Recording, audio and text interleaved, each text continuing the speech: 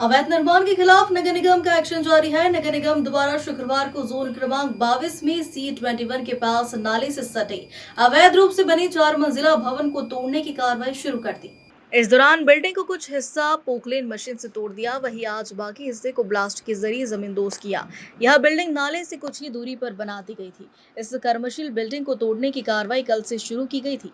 दरअसल नाले से 9 किलोमीटर दूरी तक किसी प्रकार का निर्माण कार्य नहीं किया जा सकता है, लेकिन अवैध रूप से न केवल बिल्डिंग बनाई जा रही थी, बल्कि उसमें तलघर भी बना दिया।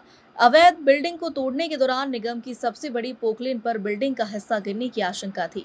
वरिष्ठ अधिकारियों को अवगत करवाया गया कि इसे अब तोड़ा जाना संभव नहीं है। इसके बाद निगम अधिकारियों ने बचे हुए हिस्से को विस्फोटक से उड़ाने का निर्णय लिया। इसके लिए विस्फोट विशेषज्ञ शरद सरवटे की मदद ली गई और पूरे प्रोटोकॉल और सावधानी के साथ ब्लास्ट किया और चंद सेकंड में अवैध निर्माण जमींदोज हो गया। विस्फोट विशेषज्ञ शरद सरवटे के निर्देशन में ड्रिल कर पिलर पर बारूद लगाए गए और विस्फोट से अवैध निर्माण को तोड़ दिया। कल कमिश्नर साहब के निर्देश पर हम लोगों ने एक बिल्डिंग, जिसमें कि बिल्डिंग परमिशन के जो नियम हैं उनका बहुत सारा वायलेशन था, उसको कल हम लोगों ने आधा तोड़ा था। कोई डॉक्टर मुंशी की ये बिल्डिंग है, 700 स्क्वायर फीट पे था ये। उन्होंने आगे पीछे दोनों जगह पूरा MOS पे कवर करके बनाया हुआ था। पीछे नाली की ज़मीन पे कब्ज़ा था और नीचे बेसमेंट अवैध बनाया हुआ था। टावर ऊपर अलग गलत बने हुए थे और उनकी जो बिल्डिंग परमिशन थी वो 2024 में ही लैप्स हो गई थी। उसके बाद उन्होंने कंस्ट्रक्शन शुरू किया था। सर के निर्देश पे कल हम लोगों ने कार्रवाई किया था। चूँकि ये बहुत ही ज़्यादा लंबा था, पीछे नाला था, तो इसको हमें तोड़ने में कल दिक्कत आई थी। तो कल हमने इसका एक तरफ का हिस्सा जो था पोकलैंड से मैंने कल उसको पंचर करवाया था, लेकिन पूरी बिल्डिंग हम नहीं तोड़ पा रहे थे। फिर कमिश्नर साहब ने रात को निर्देश दिए थे कि सरवटे साहब की सेवाएं लेके और फिर उसको हम ब्लास्ट करेंगे। ब्लास्ट के अलावा कोई ऑप्शन उसका था नहीं। तो फिर आज सुबह सरवटे साहब ने सुबह 7 बजे से यहाँ पर काम शुरू किया और उनके मार्गदर्शन में बिल्कुल हमारी टीम उनके साथ थी।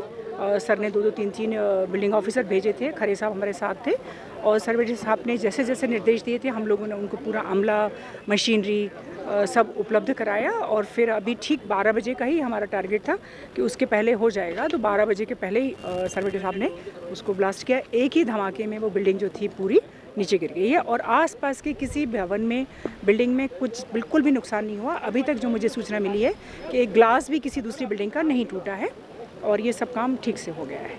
सारे प्रिकॉशन यूज़ किए गए थे? सारे प्रिकॉशन यूज़ किए गए थे।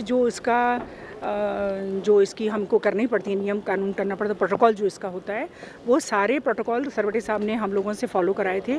पूरे इलाके को हम लोगों ने खाली करवा दिया था कि किसी तरह की कोई भी दुर्घटना की हमने कोई छोटी सी गुंजाइश भी नहीं रखी थी और ये पूरा इलाका खाली किया। लोगों ने हमें सहयोग किया। सब लोग आधे घंटे के लिए अपने घर से, अपने शॉप से बाहर चले गए थे।